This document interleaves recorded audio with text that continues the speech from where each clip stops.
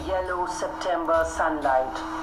A few leaves yellowing, all its seeds fallen. Till the goldfinch comes with a twitching chirrup, a suddenness, a startlement at a branch end. Then sleek as a lizard and alert and abrupt, she enters the thickness and the machine starts up, of chitterings and of tremor of wings and trillings. The whole tree trembles and thrills. It is the engine of her family. She stokes it full, then flirts out to a branch end, showing her barred face identity mask. Then with eerie, delicate whistle chirrup whisperings, she launches away towards the infinite, and the laburnum subsides to empty.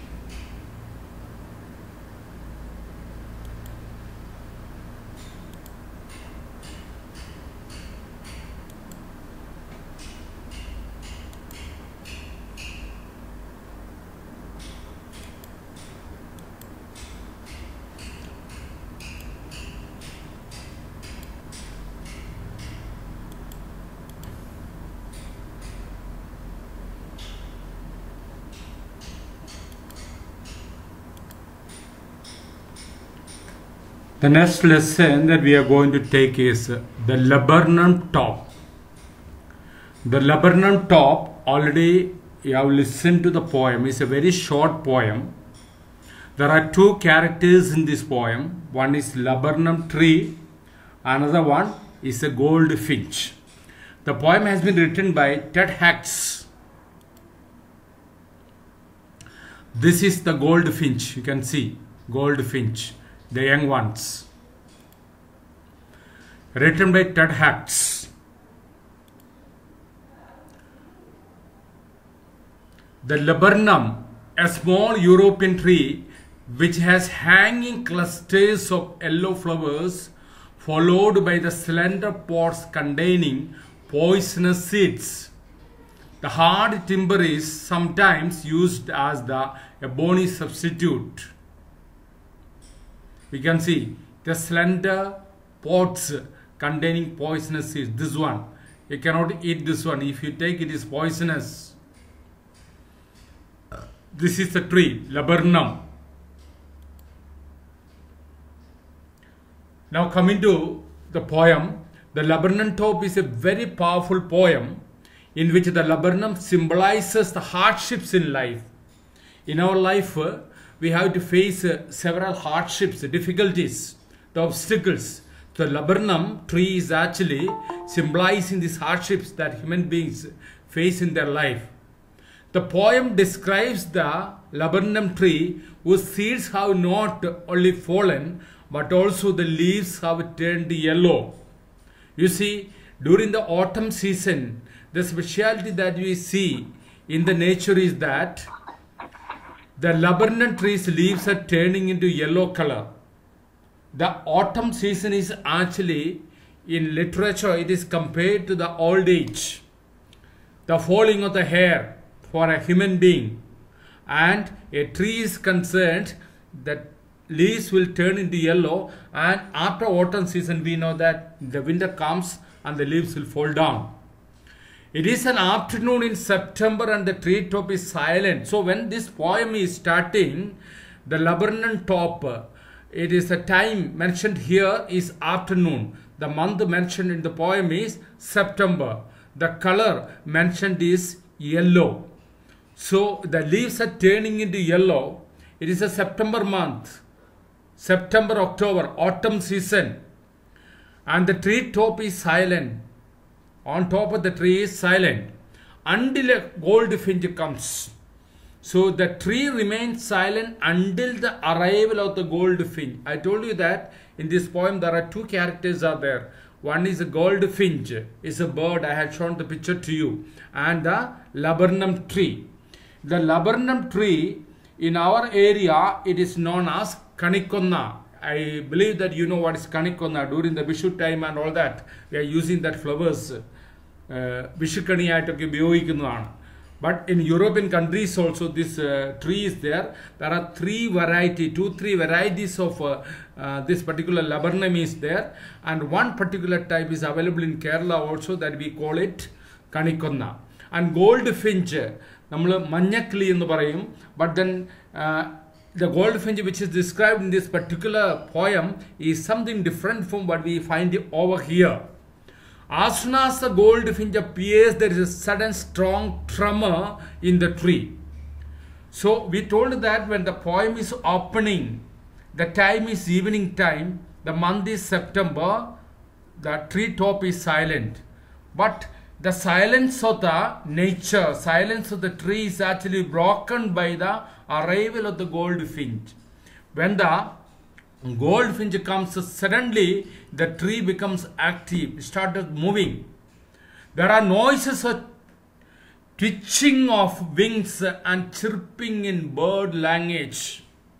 So why this tremor inside the tree? Why this movement? Why this sound is there inside the tree? Because the noises are combined with the twitching of wings, means movement of the wings, and chirping in the bird's language, the cries of the birds. I have shown you a imagery just before.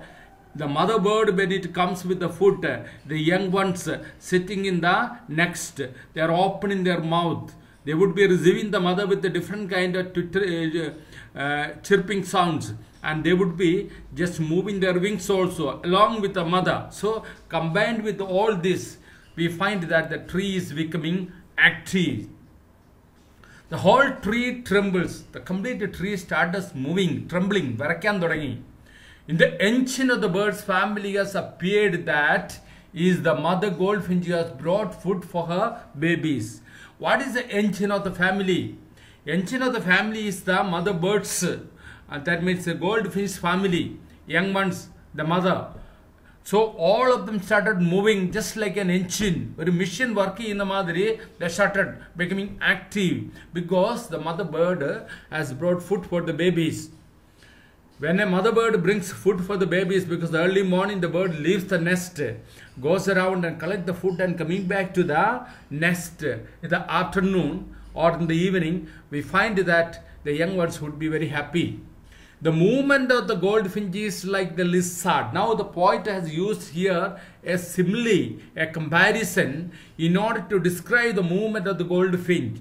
The poet says the goldfinch moves inside just like a lizard. What is this movement of the lizard? You might have seen, you just look on the walls and all that, where you are sitting. Sometimes you can find some lizards on the wall, and it will come and sit on the wall for some time. Some of you may be able to see right now because you are in the house.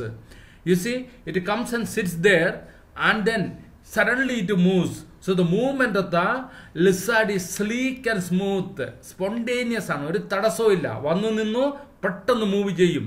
the movement of the goldfinch has been compared to the movement of the lizard. She is the engine of her family. Who is the engine of the family? Because you find the goldfinch young ones was already there in the tree, but the tree was silent. The moment the mother came, the tree started moving, which means the young ones also started chirping, and the tree started trembling. That means, which is the engine of the family? Mother is the engine of the family. When the mother came, all the young ones just moved, just like an engine which is used in a car. The arrival of the mother makes the young ones very active, which means she is working to provide nutrition to the family, just like the engine in the major parts of the mission. So as the engine is giving energy to the rest of the part of the mission, we find that the mother is the engine of the family. Mother is actually bringing food for the young ones. in the end of the poem, we will find the goldfinch again launches herself in the sky in a mysterious way, and the laburnum is reduced to silence and emptiness again. So towards the end of the poem, I told you the poem is very small one only. Towards the end of the poem also we find almost similar to the situation in the beginning of the poem. The beginning of the poem, the laburnum top was silent. At the end of the poem also we find the laburnum is silent, because what happens? The bird is flying away into infinity. It goes into the sky, and the laburnum is once again pushed back into silence and emptiness. This is the substance of the poem. Now we go to the poem word by word. The laburnum top is silent, quite still. You see the laburnum tree you can find here. The laburnum top is silent, it is quiet. You see, how can a laburnum top be silent and quiet? We say that that boy is silent, that girl is silent, that troop is silent. But what is happening here? The poet is using a poetic device here, which is known as personification. Personification. Giving life to something which is not having life is known as personification. Biologically speaking, we know that tree has got life, but the tree cannot move from one place to another. So our common concept is that something which moves, something which grows, something which talks back, or something like that, we say that it has got life. So here the tree has got life, but the thing is that it cannot speak in the language of the human beings.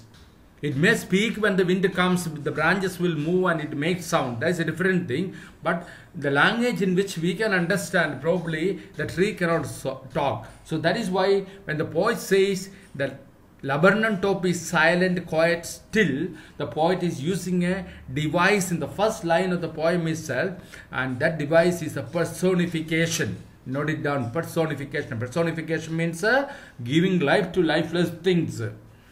So, in the afternoon yellow September sunlight, a few leaves yellowing. Now, even though we are September, October means it is a autumn season. If you take, there are 4 seasons of the year. I believe that you know. The first season of the year, what is the first season? Is the spring season. After spring season, what comes? The summer comes. And after the summer, what comes? Autumn season. And next, the 4th season will be winter season. So the poet said, if the winter comes, can the spring be far behind? Winter is a difficult time in a very cold places. People find it difficult to survive. If the winter is coming, then the next season is one of the most beautiful season of the year, the spring season. The time when you find the fragrance of the flowers of just spreading in the nature, and good music, everything is appealing. Almost all the poets have written on spring season. So spring is the most beautiful season of the year. So what the poet wants to say is that, not in this poem, the poet wants to say is that winter is a difficult time of human beings' life, but spring is the good time. So when the winter comes, you should think in your mind that next is the spring season, the good times are coming. So here the season which is described in this poem is the autumn season. The color that is dominant during the autumn season is actually yellow color. So this time is afternoon. Afternoon time. We are also somewhat in the afternoon time, because 12 o'clock is over. Afternoon time. If there is sun rays are there, if you go out after this class, just look out and you will find that it is yellowish in color. Towards the evening especially, the twilight, just before the sun is setting, you can find a yellow color. So in the afternoon yellow September sunlight, where are we now? we are also in the September month. In the afternoon of the September sunlight, a few leaves yellowing, and if you look at the leaves of the trees of this laburnum and even other trees also, we can find that a few of the leaves are actually turning into yellow color. After yellow, it will dry and fall it down. That takes place in the month of December. If you go to rubber estate and all that, you can find during the winter season, no leaves will be there on the tree. So, in the afternoon yellow September sunlight, a few leaves yellowing.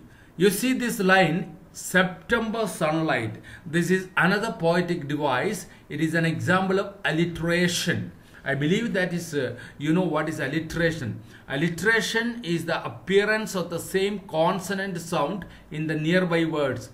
S is consonant. Here again, same sound is repeated. So this is an example of alliteration. We have got a number of alliterations used in the poem. We will discuss about it in details later on. Now here, in the afternoon yellow September sunlight, a few leaves yellowing, all its seeds fallen. You might have seen the seeds of a laburnum tree. Kanikonnayude seedukal ningal kandittundavam, vaalu maadiri irikkum. Is during the summer season, what do we find? All its seeds fallen. From the tree itself, the seed will break and it will fall down. Sometimes without breaking also, without opening also, it will fall down. All its seeds are fallen. Till the goldfinch comes with a twittering chirrup, a suddenness, a startlement. What does the poet says that how long the laburnum top remains silent? It will remain silent until the arrival of the goldfinch. You can see in the picture of a goldfinch, such a beautiful bird. Till the arrival of the goldfinch, the tree is silent with a twitching chirrup. What will be twitching chirrup? Twitching means jerky. That means is chirruping sound, is crying sound. ഈ പക്ഷിയുടെ കരച്ചിൽ അല്ലെങ്കിൽ അത് പാട്ട് പാടുമ്പം അതിൻ്റെ ആ movement, that pitch of voice is very sharp. So that is why it is jerky sound. The sound is very jerky. That is why the poet has used this particular word, a twitching chirrup, a suddenness, a startlement. Because all of a sudden the bird appears on the laburnum tree. This is not laburnum. A startlement. What will be startlement? Is a surprise, because with the arrival of the bird, we find that there is a sudden activity in the tree which remained very silent until the arrival of the bird. At the branch end,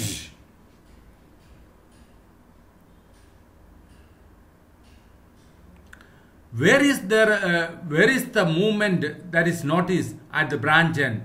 The bird, when it goes for collecting the food and when it returns, always it comes and sits on the branch end before going inside. You know why it is? Because it wants to survey the situation and to make sure that nobody watches it, and then only it will go inside.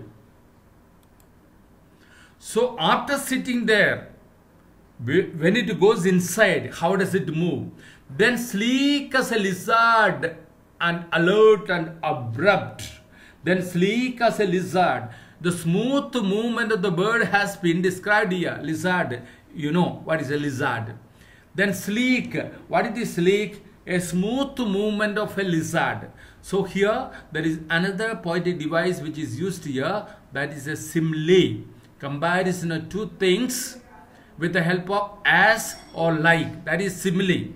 So the bird is just moving inside. After sitting on the branch end, it is going inside. When it goes inside, how does it go? It moves like a lizard.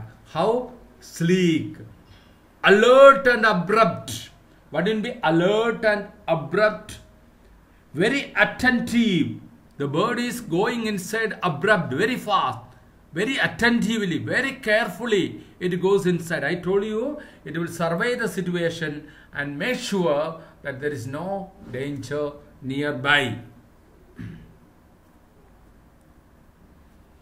She endures the thickness and emission starts up a chittering and tremor of wings and trillings. After the bird has gone inside the branch, and when it goes inside the branch and you cannot see from outside, and that is why this picture you have to visualize. Now it is inside the nest, inside the tree. When it is sitting on the branch and you can see, but when it goes inside you are not able to see. But this you will have to visualize. She endures the thickness. What is the thickness here? The thickness of the branch of the tree, and emission starts up a chittering. The moment it goes inside, the tree started moving. It started trembling, and as if an engine, a machine is functioning, you can hear the sound from inside, and that sound is produced by the chittering of the birds, the young ones inside. And the tremor of wings. What is by tremor of wings? The movement of the wings, tremor, the shaking of the wings. And the trillings. Trilling means the musical sound, the up and down movement of the trillings. Any problem over there? So she endures the thickness, and the mission starts up a chittering and tremor of wings and trillings. So the moment the bird enters inside the thickness of the branches of the tree, we find that the tree is just becoming active.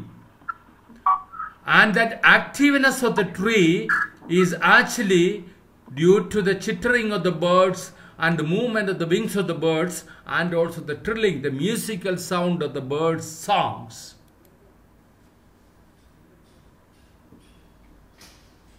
The whole tree trembles. It is the engine of her family.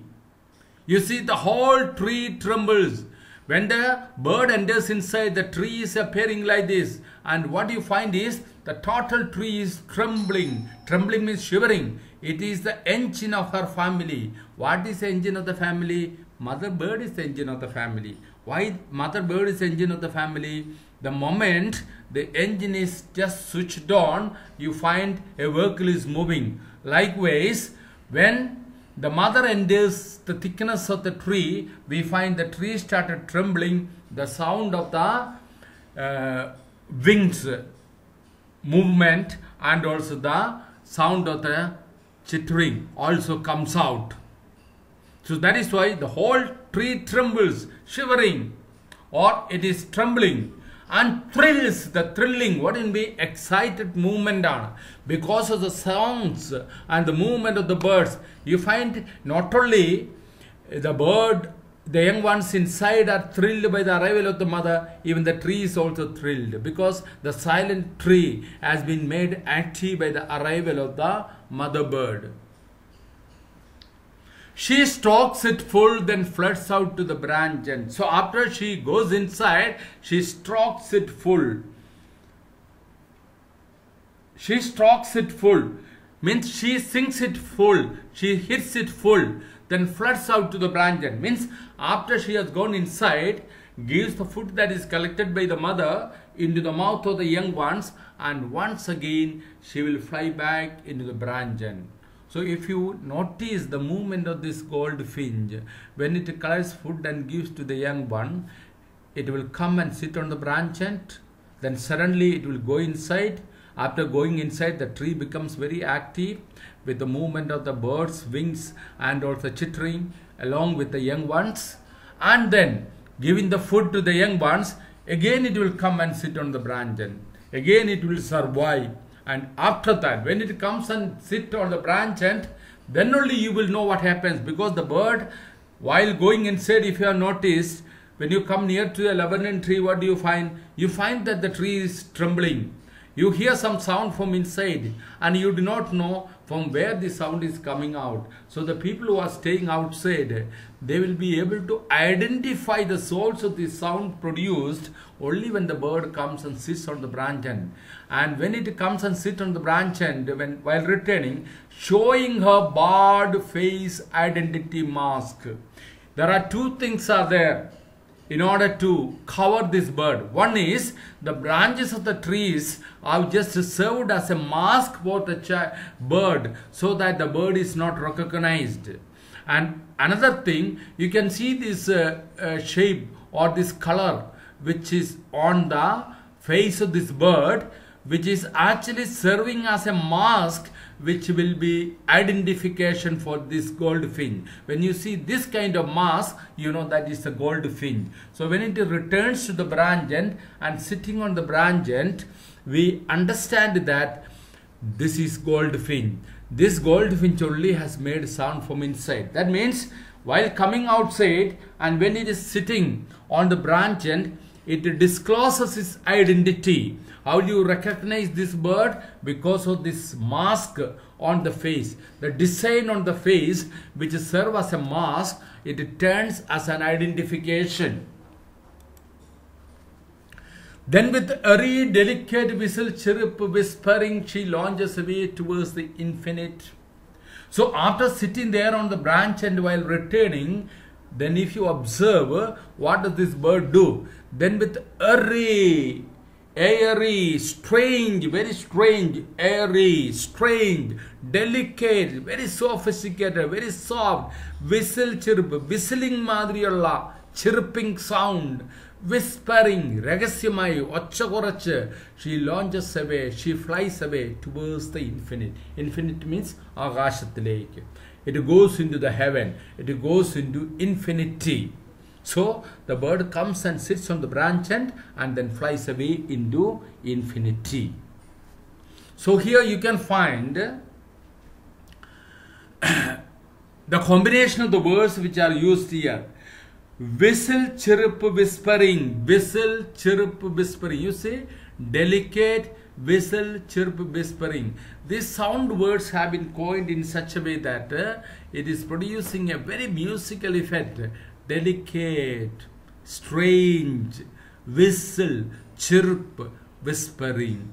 So the poet has used these sound words in order to describe the sound that is produced by this bird before flying away into infinite. She launches away, she flies away towards the infinite. So again what happens? And the laburnum subsides to empty. Once again the laburnum is pushed back, flies into or pushed back into or becomes empty. So the beginning of the poem you found the laburnum was empty, and at the end of the poem also you can find that the laburnum is once again empty. So you will find there are a lot of musical sounding words have been used in this poem.